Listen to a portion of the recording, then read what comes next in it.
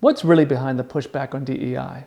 Well, first, let me just remind everyone that there are a lot of great companies out there that continue to work to create an equitable and inclusive workplace, that believe in the communities they serve and strive to find the best candidate for the job regardless of who they are.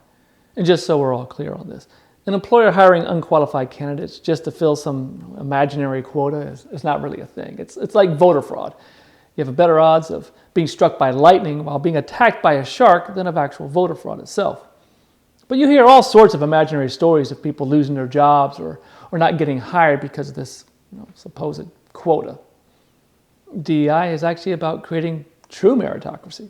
In order to do that, you have to train your employees on how to overcome their biases because, yes, we all have them.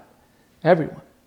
You have to be intentional. You have to seek out candidates from a diverse pool. It has to go beyond who you know, which is how 80% of jobs are filled. Needless to say, some companies weren't really into DEI. They rode the political winds, and right now those winds have shifted back to the right. You're hearing it in the language of companies like Meta, for example, talking about, quote, shifting legal and policy landscapes. Meta said it's pulling back from remote work, which they openly acknowledged had boosted diversity. And the company also acknowledged that ending DEI programs will lead to less diversity. In short, they're creating a less diverse workplace. But why? Mark Zuckerberg said it all on a Joe Rogan podcast, as reported by Brett Wilkins of Common Dreams. Zuckerberg said, and I quote, "I do think that if you're a woman going into a company, it probably feels like it's too masculine, right? And it's like there isn't enough of the energy that you may naturally have. And it probably feels like there are all these things that are set up that are biased against you. And that's not good because you want women to be able to succeed. But I think these things can go a little far. I think it's one thing to say we want to be kind of like welcoming and make a good environment for everyone. I think it's another thing to basically say that masculinity is bad. And I just think we kind of swung culturally to the part of the spectrum where, it's all like, okay, masculinity is toxic. We have to get rid of it completely. And there's the crux of the matter. Apparently, we don't have enough white men in corporate America, and we need more. And the problem is all this diversity stuff, which ties into the Great Replacement theory. You'll also hear companies say they are pivoting. Amazon, for its part, claims it's focusing on inclusion. And that sounds great until you ask the question, how do you have inclusion when you don't have any diversity? Because what will happen is the environment will become so toxic for anyone that is not a white, straight male that they'll leave, and all you'll have left is what you set out for in the first place.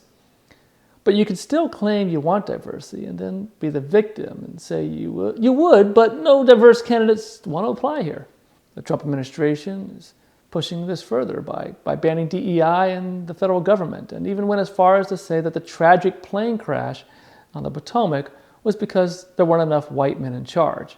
Quote, "We must have only the highest standards for those who work in our aviation system." Translation, DEI is the new euphemism for the N-word, and anyone else that isn't a white male are the problem because they clearly aren't the highest standard, which would be white men. He further continued about the FAA's diversity mission, quote, "The initiative is part of the FAA's diversity and inclusion hiring plan, which says diversity is integral to achieving FAA's mission of ensuring safe and efficient travel." I don't think so. I think it's just the opposite. In short, diversity, whether it's women, LGBTQ, blacks, or people with disabilities, is killing America. Literally. And the only fix is white men because they represent, once again, the highest standard. And we don't need to look any further than Marco Rubio's recent appointment to a key State Department role, Darren Beattie, who had tweeted his inside voice out loud for all the world to see. "Competent white men must be in charge if you want things to work." Unfortunately, our entire national ideology is predicated on coddling the feelings of women and minorities and demoralizing competent men. This is where we are at this moment in time. It's the challenges we all must face together. People are organizing boycotts and making their intentions known about where they stand. But let me say it again. DEI is not dead. There are great companies out there who are still doing the work. I've spoken at several of them.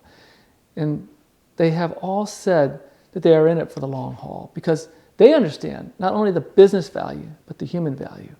It's inscribed in their DNA and not merely a crafted marketing message on their website that it's now deleted.